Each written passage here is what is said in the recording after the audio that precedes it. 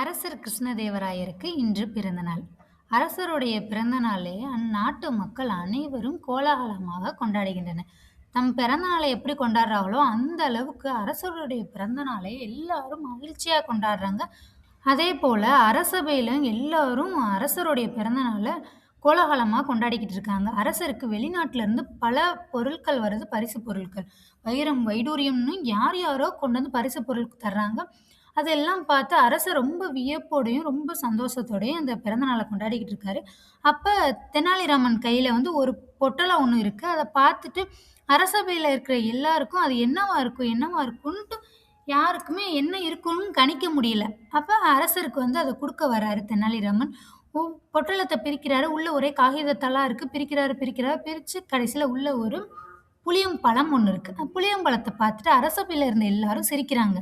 போய் அரசருக்கு சாதாரண புளியம்பழத்தையா நீ கொண்டுட்டு வந்த? நாங்க என்னென்னமோ நெனச்சோம் அப்படின்னு சொல்லிட்டு, தெனாலிராமன எல்லாரும் இழிவா பேசுறாங்க. இத பார்த்த அரசர் சொல்றாரு, அப்படிலாம் இல்ல. சின்ன பொருளா இருந்தாலும் அதுக்கு பெரிய விளக்கம் இருக்கும். தெனாலிராமனுக்கு வந்து பெரிய விளக்கத்த தருவான் கண்டிப்பா அப்படின்னு சொல்லிட்டு அரசர் தெனாலிராமன்ட்ட கேட்கிறாரு.